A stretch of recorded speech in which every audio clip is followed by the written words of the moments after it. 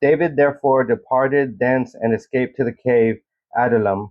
And when his brethren and all his father's house heard it, they went down thither to him. And every one that was in distress, and every one that was in debt, and every one that was discontented, gathered themselves unto him, and he became a captain over them. And there were with him about 400 men.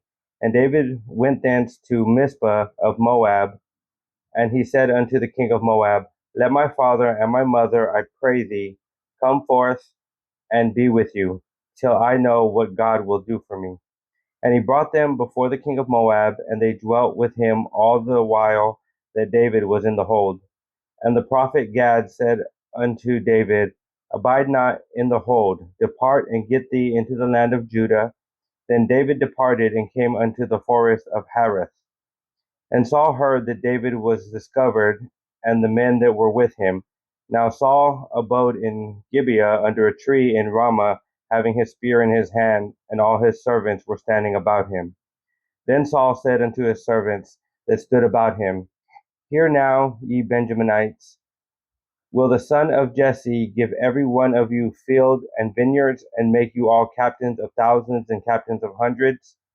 That all of you conspired against me, and there is none that sheweth me that my son hath made a league with the son of Jesse.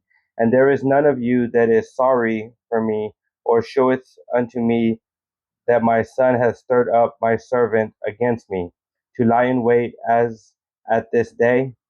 Then answered Doeg the Edomite, which was set over the servant of Saul, and said, I saw the son of Jesse coming to Nob, to Amalek the son of Ahitub, and he inquired of the Lord for him, and gave him victuals, and gave him the sword of Goliath the Philistine.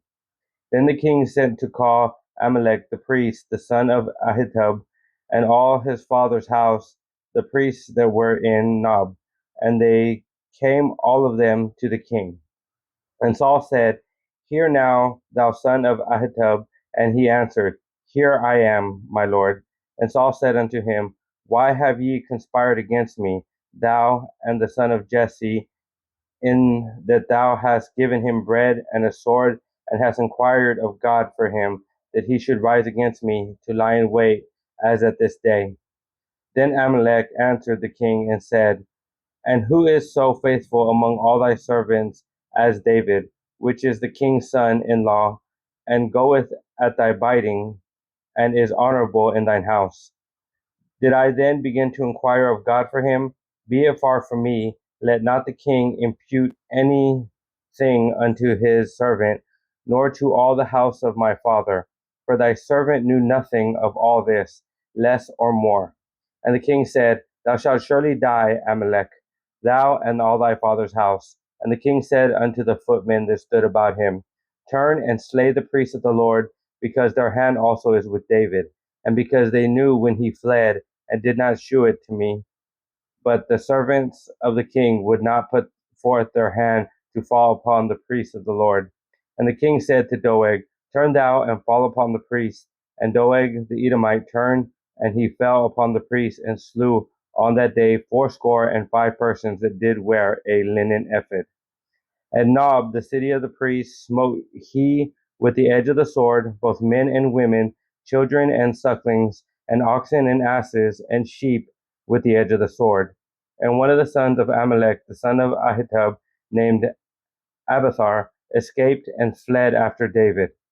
And Abiathar shewed David that Saul had slain the Lord's priest. And David said unto Abiathar, I knew it that day when Doeg the Edomite was there, that he would surely tell Saul, I have occasioned the death of all the persons of thy father's house.